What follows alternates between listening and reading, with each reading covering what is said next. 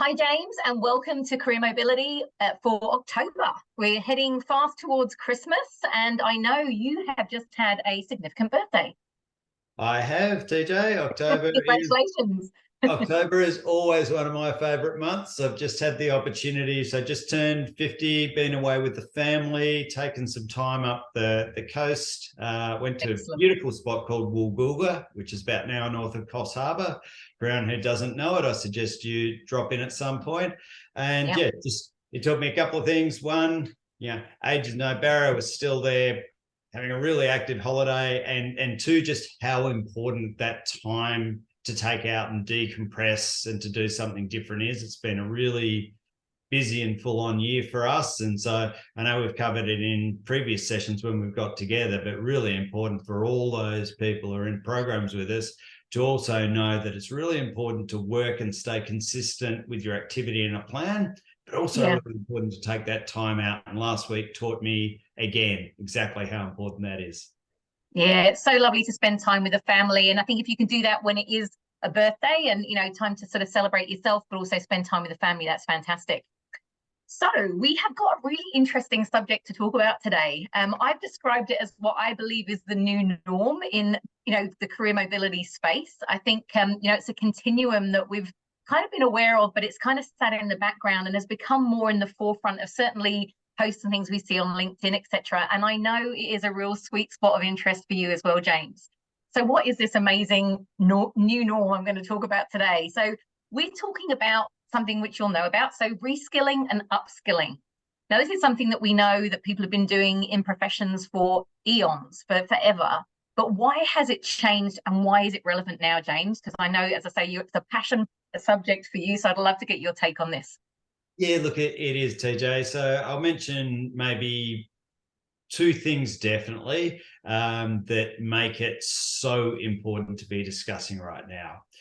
Number one, it's actually part of the reason why I'm now working with LHH is that it would have been about 9 years ago now, where I started getting involved in discussions around future impacts on workforce and where they were looking at things around automation, digitization, all of those things which were going to impact job groups significantly. And so what did that then mean? And so they broke into categories of where roles would be pretty much completely replaced, where roles would be partially automated, and where roles would be largely unaffected. So partially automated was an easier group because partially automated meant that you could actually reallocate or allow more time for higher duties, and partial automation was really just getting rid of the more mundane tasks in someone's role. Yeah. The category where the role was almost being fully automated was the category that was most concerning, because this is where you're needing to start to look at that group and say, okay, so what is the imperative? How do we help, whether it is to stay within the organization or exit the organization?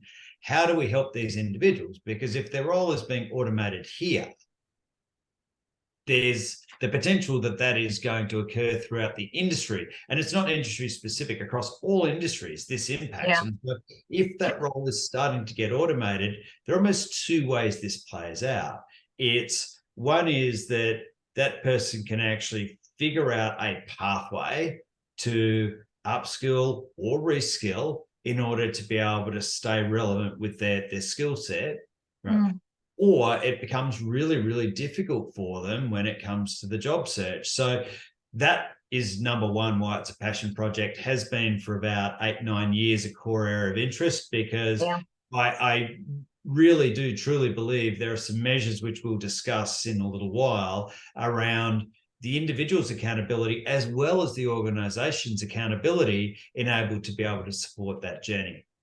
And then the second point of reference is, LHH has just done a global survey. That global survey is specifically looking at what the C-suite wants, what's keeping them up at night, where do they see the potential gaps? And so this is like CEOs, boards, direct reports, all contributed to this study. And I'm just going to reference it here. So yeah, fantastic. We did a top 10 challenges cited by C-suites. Now, need for agility, was their number one category.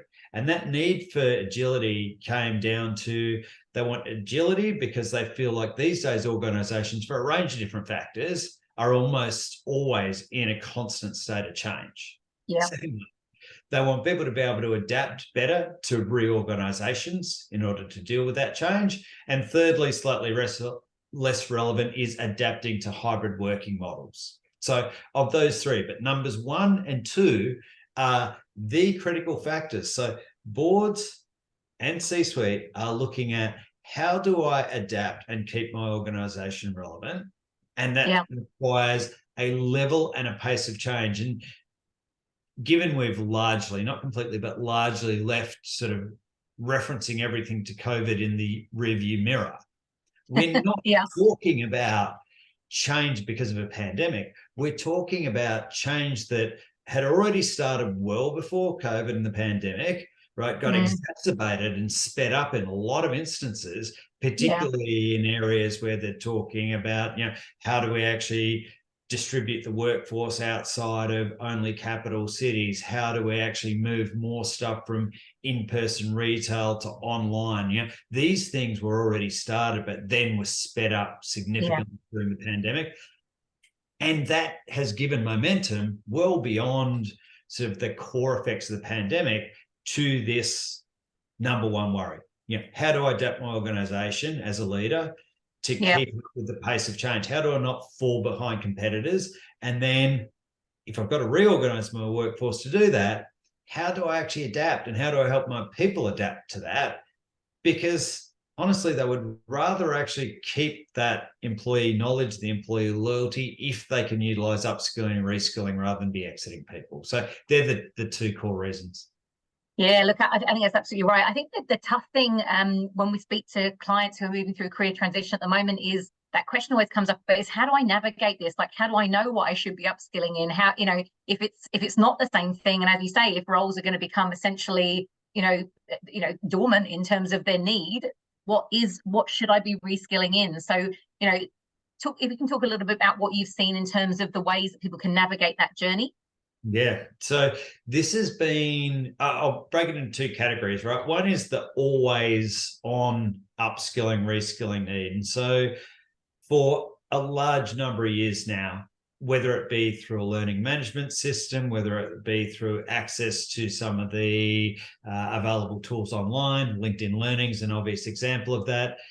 Organizations have said, well, we're trying to do our best. We're trying to invest in learning pathways for individuals.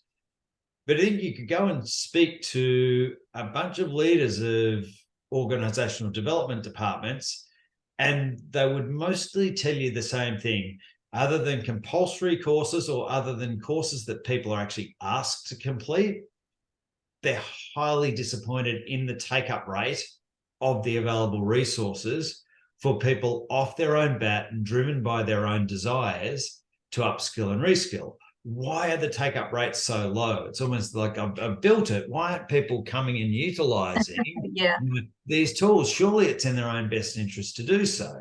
But your question was, okay, so how do people actually know it's there, and how do they make sense of when they go online this like massive library of where do I start, where do I go next? Even if I find a course that sounds interesting to me, how does that link back to my career and my profession? And so the always on bit is difficult to navigate. That is why we've seen a huge evolution in regards to learning pathways within these tools. So my number one thing would be, if you don't even know where to start, the ability is to look at your preferences, look at the type of work that motivates you, look at potential pathways internally if you're already in a role, assess which tools are available to you, and then critically assess, are there pathways? And my final point for the always on bit is, the number one thing is do something, rather than there's too many pathways, I'm going to do nothing, or I'm just not going to engage. Because actually there is no prescriptive right thing to do or right place to start. Starting by doing something might lead you on a pathway that's non-linear, but takes you somewhere that you were really interested, didn't know about, and wanted to go. But if you don't start, you don't get there. Yeah, absolutely. Then the second category is the category which is probably most relevant to our listeners, and that's, what do you do when you found yourself in a situation where you're forced to consider redeployment, or you're going through outplacement? That's very different to the always on component. And so that is where you actually have the tools and resources available to you, both internally first, but now through LHH with the support of your coach, access to all of the upskilling, reskilling content that's available through the Career Resource Network. Like, there is the ability to get started, and there are very clear pathways there. Again, it's not perfect. It doesn't always tell you A to B, but there are tests you can do. There's 7 tests you can do around, options, preferences, transferable skills, all of these things which will help you pick a journey. And then the same advice holds true, right? Start something, because it is a journey. And then the number one excuse I hear for why people didn't actually start something is to go, well, it's only really a couple of months, and I really hope that by the end of October, I'm off working in my new role.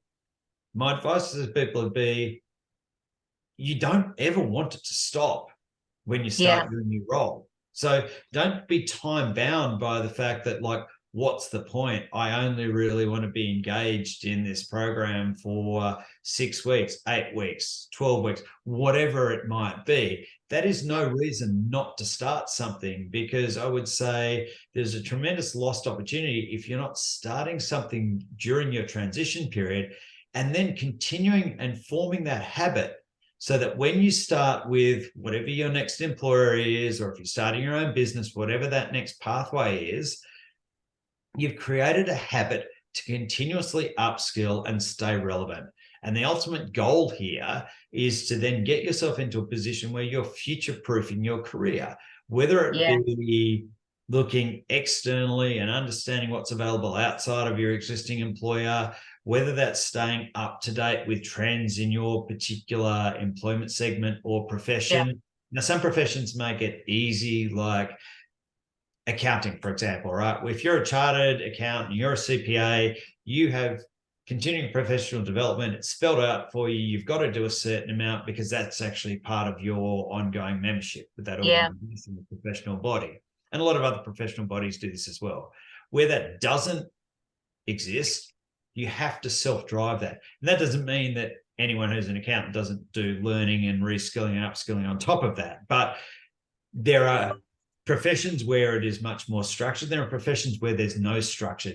Everyone needs to think personally and create a personal plan for upskilling and reskilling.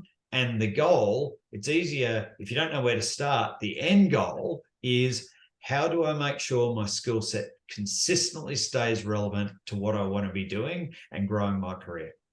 Yeah, absolutely. I'm so with you. That level of curiosity and the willingness to always be learning. You and I were speaking before this, and that level for both of us, it just keeps us engaged in our career. It keeps us engaged in, our community, everything that we do. And in fact, we're going to talk a little bit about that in our next month in November, talking about, really what is it to stay relevant. And, as you get to a certain age, both you and I, James, hit that 50 mark.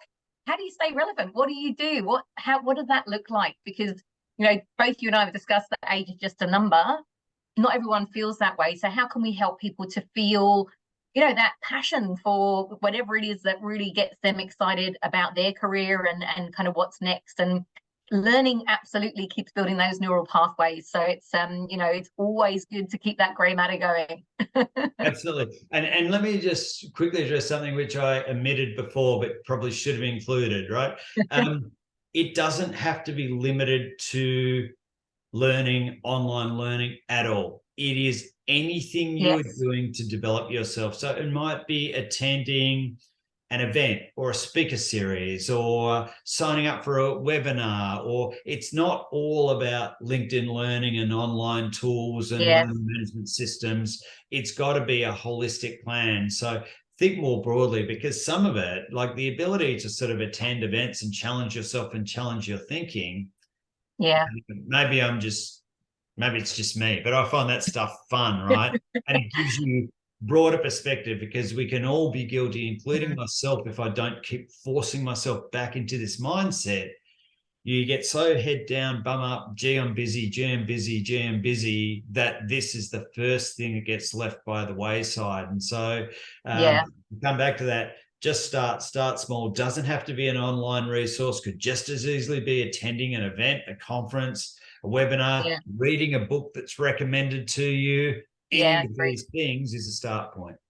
Oh, absolute gold. All right, well, we'll wrap up there and look forward to seeing you in November. Wonderful. Thanks as always. Thanks, TJ. Cheers, James. Bye.